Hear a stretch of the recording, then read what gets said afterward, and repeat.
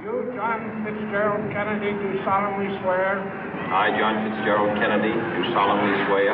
That you will faithfully execute the office of President of the United States. That I will faithfully execute the office of President of the United States.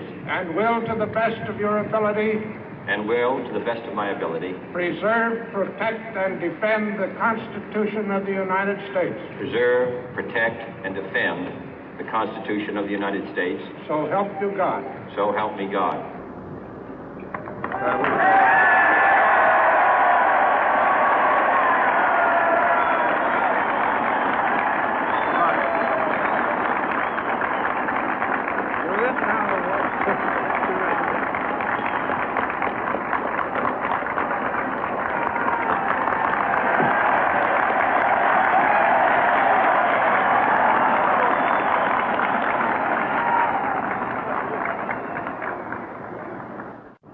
Vice President Johnson, Mr. Speaker, Mr. Chief Justice, President Eisenhower, Vice President Nixon, President Truman, Reverend clergy, fellow citizens.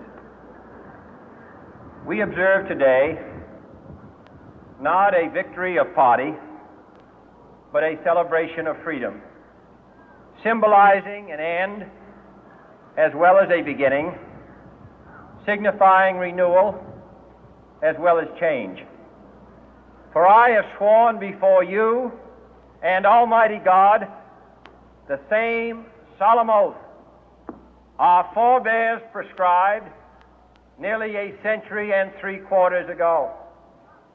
The world is very different now, for man holds in his mortal hands the power to abolish all forms of human poverty and all forms of human life.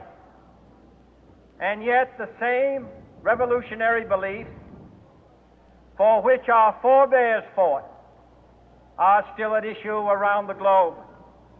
The belief that the rights of man come not from the generosity of the state, but from the hand of God. We dare not forget today that we are the heirs of that first revolution.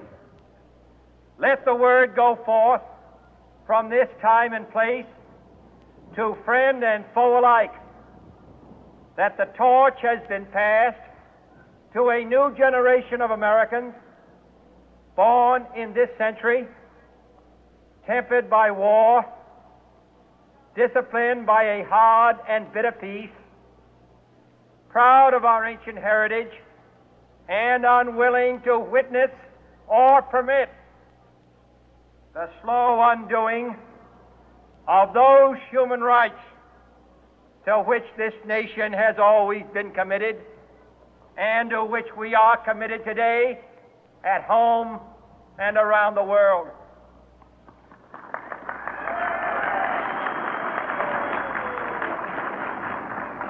Let every nation know, whether it wishes us well or ill, that we shall pay any price, bear any burden, meet any hardship, support any friend, oppose any foe to assure the survival and the success of liberty.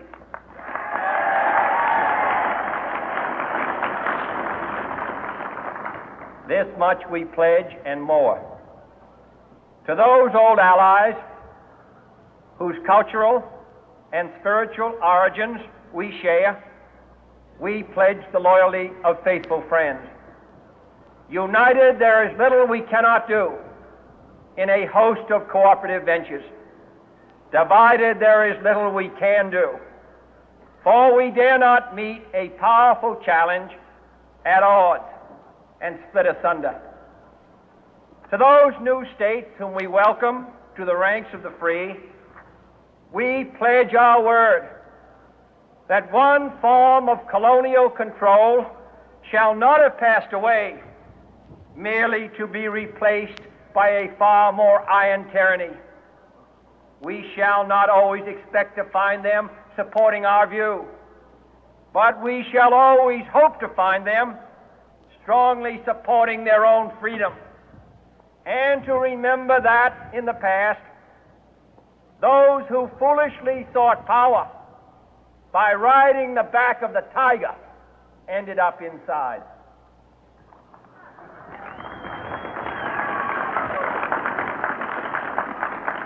To those people in the huts and villages of half the globe struggling to break the bonds of mass misery, we pledge our best efforts to help them help themselves for whatever period is required, not because the communists may be doing it, not because we seek their votes, but because it is right. If a free society cannot help the many who are poor, it cannot save the few who are rich.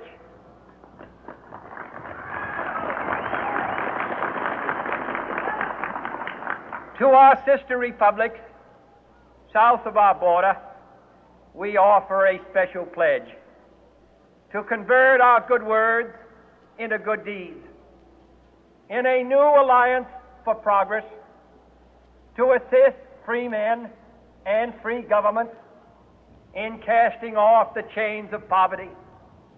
But this peaceful revolution of hope cannot become the prey of hostile powers.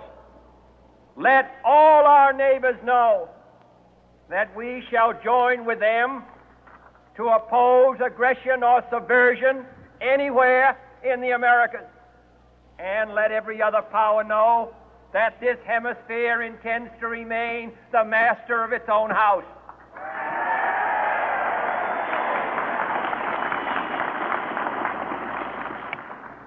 To that World Assembly of Sovereign States, the United Nations, our last best hope, in an age where the instruments of war have far outpaced the instruments of peace, we renew our pledge of support to prevent it from becoming merely a forum for invective, to strengthen its shield of the new and the weak, and to enlarge the area in which its writ may run.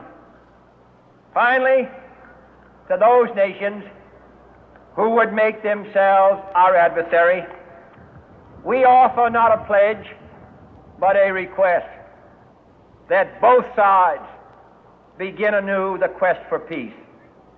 Before the dark powers of destruction, unleashed by science, engulf all humanity in planned or accidental self-destruction, we dare not tempt them with weakness, for only when our arms are sufficient beyond doubt can we be certain beyond doubt that they will never be employed. But neither can two great and powerful groups of nations take comfort from our present course, both sides overburdened by the cost of modern weapons, both rightly alarmed by the steady spread of the deadly atom, yet both racing to alter that uncertain balance of terror that stays the hand of mankind's final war. So let us begin anew, remembering on both sides that civility is not a sign of weakness, and sincerity is always subject to proof.